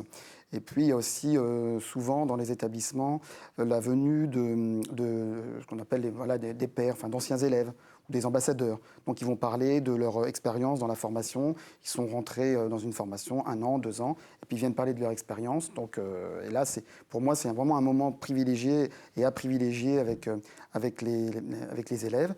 Et j'ai vu aussi dans certains établissements, ce que je trouve aussi très intéressant, c'est des sortes de speed dating où les élèves viennent voir un ancien élève et puis il a 3 minutes pour poser des questions et puis pour voilà, essayer de détecter qu'est-ce qui est intéressant dans la formation qu'a suivi la personne. Voilà. Donc il y a plusieurs possibilités. Et puis il y a aussi des événements comme O21. Et puis c'est vrai qu'avec la crise sanitaire, on a d'autres événements certainement qui vont se mettre en place d'un point de vue virtuel, quoi. Et alors on est bien réel, hein, pourtant. Oui, on est bien réel. Vous dites virtuel, mais bon, à distance, on va dire. Digital. Alors une jolie question de Samuel sur le live qui nous dit: comment faire quand notre rêve est trop grand? Bon bah, ça n'existe pas, les rêves trop grands. Par définition, un rêve, ça doit être grand. Oui. C'est très beau. Et donc, une question justement pour vous, David Bénichou. Comment faites-vous pour jongler? Attendez, parce que 3 secondes, Charlotte, excuse-moi. Non, c'est trop facile, là. Voilà. Je rêve de devenir Thomas Pesquet. Je suis un gringalet en termes de sport. Je suis nul en maths. Et dès que j'ai à la foire du trône ou un fest-noz, j'ai le vertige quand on me fait tourner trop vite. Donc non, c'est pas vrai. Tous les rêves ne sont pas possibles. Il y a quand même un moment où il faut mettre en adéquation le rêve, aussi grand soit-il, et ses possibilités, ses compétences. Et pour ça, il va falloir écouter des gens, non ? Non, moi je disais juste qu'il faut que le rêve soit grand, parce que c'est parfois en se proposant des buts inatteignables qu'on atteindra un moyen terme qui sera tout à fait satisfaisant. Mais en gardant quand même un petit ancrage avec le réel et avec ce qu'on peut atteindre, parce que sinon ça peut être très dépressiogène. Bien sûr, oui, sinon on passe sa vie à la rêver. Voilà. Donc oui, tout à fait. Une petite dialectique. Oui. Mais on ne peut pas forcément devenir Thomas Pesquet, mais on peut devenir celui qui participe à l'envoyer dans l'espace et être connecté à notre rêve au plus près. Donc je pense qu'il faut garder un esprit ouvert sur tous les possibles, en lien avec ce qui nous passionne. Mais on ne sera pas forcément le spationaute, mais on sera parmi les gens qui ont contribué à... On sera copain avec le spationaute, c'est déjà pas mal. Ouais. Copine. Et c'était peut-être votre rêve d'écrire des romans, Monsieur Bénichou. Comment faites-vous pour jongler entre vos 2 métiers? En fait, il y en a même 3, mais je ne parlerai pas du 3e. Moi, je peux en parler? En fait, si j'ai une théorie là-dessus, mais je ne sais même pas si tu le connais. En fait, c'est la théorie du panier de la ménagère. Vous savez, le filet, plus on le remplit, plus on peut en mettre dedans. Et le temps, c'est un peu comme ça. Après, c'est une question d'organisation. Et il y a des moments où on ne fait pas grand-chose, on a l'impression que... Et puis, on peut réussir à concilier pas mal d'activités. C'est une question d'organisation. Et de sommeil. Aussi. Alors, heureusement, avec l'âge, on a moins besoin de sommeil. Ouais. Alors, une question pour vous, Emmanuel. L'émission sera-t-elle disponible en podcast ainsi qu'en replay? Alors, en podcast, non, parce que c'est de la vidéo, mais en replay, absolument. Très bien, parfait. Mais restez quand même, restez. Alors, j'ai une question reçue par SMS. Je suis en terminale générale, j'ai de très bons résultats. Je veux être danseuse, je suis au conservatoire, mais c'est une carrière très aléatoire avec beaucoup de concours à l'étranger. On me dit que je dois m'inscrire en backup quelque part, en post-bac, mais je suis un peu perdue. Que me conseillez-vous? Donc, question. Je veux bien vous entendre aussi sur la notion de backup quand on fait une carrière artistique, y compris la remarque que vous avez faite qui peut sembler technique tout à l'heure quand vous avez dit je ne suis pas intermittente parce que c'est un statut, donc ça renvoie aussi à une stabilité sociale et professionnelle. Mais voilà. Non, mais bon, c'est difficile de faire on ne peut pas faire de conseils en orientation comme ça devant un écran, quoi. Donc, à mon avis, il faut que, encore une fois, ce que j'ai déjà dit tout à l'heure, il faut qu'elle se fasse, que cette élève se fasse accompagner alors par un professionnel de l'orientation et puis essayer de poser des jalons parce que le backup ça peut être beaucoup de choses. Donc moi je connais pas ses intérêts, je connais pas ses valeurs, je connais pas la représentation qu'elle peut avoir du monde. Enfin voilà, donc si vous voulez quand on fait un conseil en orientation, on a tout un tas de fils à tirer et donc on peut pas les tirer à la télé comme ça. Et pourtant, la passion... Ouais, voilà, Cécile. Mais peut-être, moi je suis pour les backups en général dans les métiers artistiques, mais peut-être que son backup, ça peut être d'aller vers quelque chose qui fait qu'elle garde un lien avec la danse et qui l'approche des coulisses de cette carrière de danseuse. Et si c'est la carrière de danseuse qui gagne, elle sera sans doute ravie, mais si le hasard, la chance, les rencontres font que ça ne se passe pas comme ça, elle sera quand même au cœur d'un univers qui la touche, qui la passionne, et elle gagnera sa vie avec. Surtout que les carrières de danseuses, c'est encore plus court en général que les carrières de musiciens, donc il vaut mieux avoir dans son sac à dos quelque chose en plus. Je peux m'en mêler ? Bien sûr. Je vais m'en mêler et je vais tenter aussi un bout de réponse complémentaire. Pour moi-même avoir fréquenté beaucoup de danseurs et de danseuses, parce que j'étais dans des trucs à mi-temps, je faisais de la musique. En sport, en danse, en musique, dans toutes ces disciplines-là, je pense que quel que soit son âge, on sait un tout petit peu où on est. On sait se situer. On a un peu de lucidité sur ses propres capacités et sur celles des autres. On ne peut pas se faire de film, en fait, se raconter trop d'histoires. Et donc, je suis sûr que cette personne sait un petit peu au fond d'elle si elle a urgemment et gravement besoin d'un backup, ou si, quand elle observe un petit peu les choses, le niveau des autres, etc., elle sait et elle sent que ça peut le faire. Voilà. Je ne sais pas, Cécile, si vous êtes d'accord, mais on a quand même une capacité à s'auto-évaluer qui est pas mal. Mais il y a un facteur chance qui est quand même... Il y a le facteur chance après, et puis avec la danse, il y a le... Et la musique, avec toutes les activités physiques, il y a le corps. En plus, oui. Voilà. Après, c'est vrai qu'un backup... Il ne faut pas la blessure, etc. Un backup dans un milieu culturel, par exemple, si j'en prends ça a du sens. ça pourrait tout à fait avoir du sens. Oui. Charlotte, et ce sera là où les 2 dernières questions, si elles sont brèves. J'ai une dernière question sur le Covid, justement. Est-ce que le Covid pourrait nous fermer certaines voies, à votre avis? Je suis inquiète. En tout cas, pas dans mon secteur d'activité. Non, je vois pas. Ce qui est clair, c'est que ça va certainement faire évoluer un certain nombre de métiers, d'activités. Voilà, évidemment, le Covid passant par là, voilà, les choses peuvent évoluer, mais voilà, moi je vois pas non tout de suite de bouleversement, quoi. Dans la musique, oui, je pense qu'il y aura un impact. Ouais. Et j'ai beaucoup de musiciens que je connais, soit des proches ou plus éloignés, qui sont en train d'avoir cette réflexion de reconversion, bien qu'ils soient... ils n'ont plus du tout l'âge d'être des étudiants post-bac, mais c'est des réflexions qu'il y a en ce moment dans mon métier. Et moi y compris d'ailleurs, parce que... Mais moi j'aime bien ce côté incertain de l'avenir, donc je suis un peu folle peut-être. Cécile, au 21 et la télé, c'est magique. Il y a une harpe qui vient d'apparaître dans mon champ de vision derrière cette caméra. Est-ce que vous accepteriez dans quelques instants? Si c'est vous qui le demandez, oui. C'est nous, c'est pas que moi. Je suis sûr que toutes celles et ceux qui regardent vous le demandent aussi. Vous voulez qu'on vous applaudisse? On peut pour vous encourager. J'ai l'impression d'avoir une foule immense. Pendant que 2 Cécile, minutes de préparation. absolument. Pendant que Cécile s'installe, si vous deviez résumer et formuler ou reformuler le message essentiel, ou s'il reste encore une petite question, on a peut-être le temps encore, Charlotte de Rab. On peut partir sur les conseils, ouais. Voilà. La substantifique moelle du message que vous aimeriez passer aux lycéens, aux étudiants, aux parents, puisqu'apparemment il y en a qui nous regardent en ce moment. Le titre de cette conférence était sur se faire confiance. Apprendre à se connaître et à se faire confiance. On a relié les deux, effectivement. Alors moi, je pense qu'il faut apprendre à se connaître. On ne se connaît pas toujours parfaitement, évidemment. Puis, encore une fois, je disais tout à l'heure qu'il y a une maturité. On change aussi de perspective, donc on va dire avec l'âge, mais parfois entre 16 et 19 ans, il peut y avoir des grandes différences. Et puis, être curieux. Pour moi, la curiosité, c'est aussi un mot qu'on a employé, que j'ai entendu en tout cas, et qui me paraît aussi très très important. Et puis, les rencontres. Tout le monde l'a dit, le relationnel, quoi. Et ça, c'est quelque chose d'important. Et je crois que, y compris dans les métiers, les métiers, quand on dit les nouvelles compétences qu'il faut avoir, des compétences transversales, mais par exemple le fait de la communication, la relation à l'autre, ça, c'est des compétences que je pense qu'on doit tous avoir.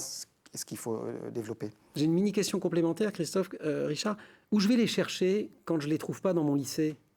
Parce qu'il y a des établissements qui ont une vie très dense et qui facilitent aussi ce qu'on appelle les compétences interpersonnelles, les relations. Il y a des activités de club, de toutes ces choses-là. Il y en a d'autres où c'est un petit peu moins intense, on va dire. Oui. Où est-ce que je vais chercher ça?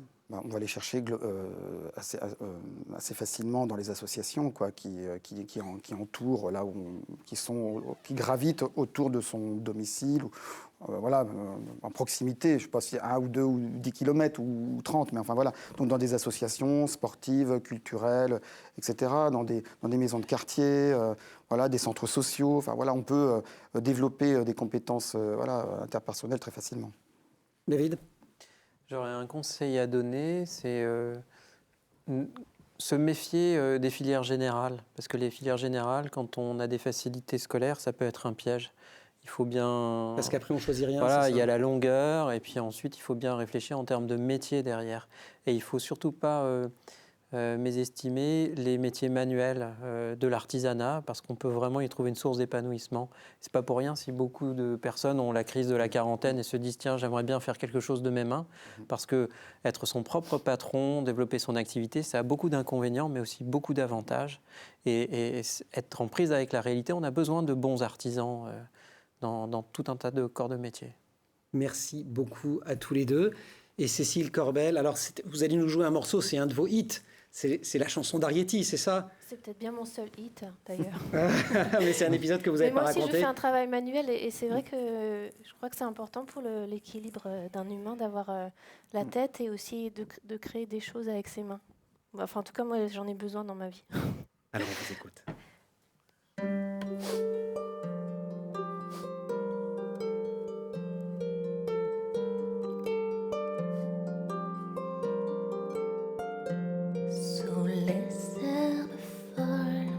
J'ai grandi, je suis une enfant ordinaire, plutôt jolie, petite fille rêvant d'ailleurs. Ici, pas très loin de vous. Parfois je soupire et souvent je me dis j'aimerais tant voir la vie en grand, les cheveux froissés par le vent, fendre l'air comme un oiseau blanc, sentir enfin ton regard sur moi. Derrière ces murs je sais qu'il y a la mer, les papillons, un grand livre ouvert, mais y a-t-il quelqu'un quelque part pour moi? Sous les herbes folles, j'écoute la pluie. Le temps s'écoule ordinaire, moi je m'ennuie. À chaque pas, suivre mon cœur. J'attends, souvent je me dis, si j'avais des ailes, si j'avais un ami, la vie serait plus belle avec lui. Les cheveux froissés par le vent, j'irai voir les grands oiseaux blancs. Je sentirai ton regard sur moi. Derrière ces murs, je sais qu'il y a la mer, les papillons, un grand livre ouvert, et toi là-bas quelque part qui attend.